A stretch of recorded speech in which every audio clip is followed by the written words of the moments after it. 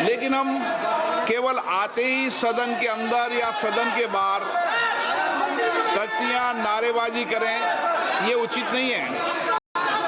आपको लगता है, आप आइए, मैं सरकार के प्रतिनिधियों को बुलाता हूं, आपको बुलाता हूं, मुद्दों पर चर्चा करें, विषयों पर चर्चा करें, लेकिन ये तरीका ठीक नहीं है।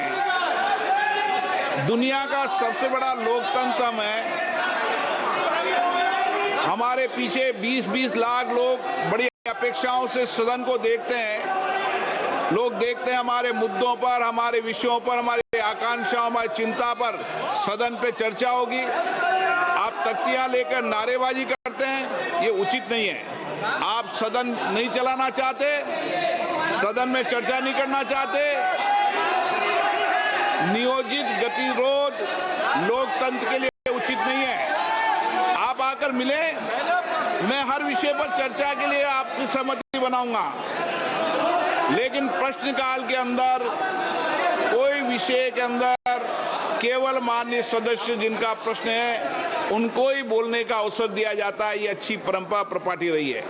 हमें प्रयास करना चाहिए, किसी विषय पर गतिरोध हो तो हम अच्छी परंपराएं प्रपाटी रही है।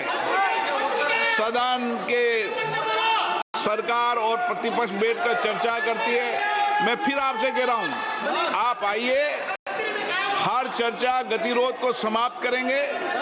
सरकार के प्रतिनिधि होंगे, आपके प्रतिनिधि होंगे। अगर कुछ मुद्दों पर समाधान निकलता है तो उचित नहीं है, नहीं तो आपको अपनी असहमति दर्ज कराने का लोकतंत्र में अधिकार है।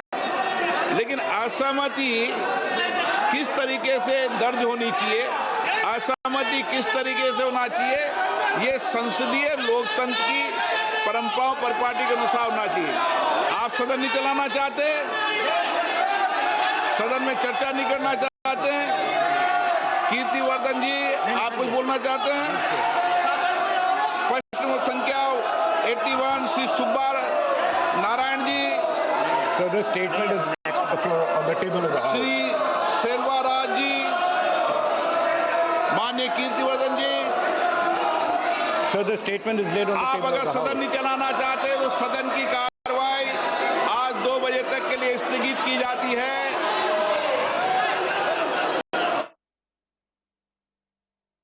Has been adjourned till 2 o'clock this afternoon. Yet another day of disruption and complete chaos. And clearly, viewers, what we are seeing is unprecedented. This is day 5 of the monsoon session of Parliament, and there were some very important issues that these MPs were supposed to raise in the Parliament. But what we are seeing almost on a daily basis, viewers, is that every day there is chaos, there are unruly scenes inside both the houses of Parliament, and within minutes the houses get adjourned. Something like that we saw happening today as well. Lok Sabha Speaker once again appealing to the members of Parliament that they should allow the House to function, but nobody really paid attention.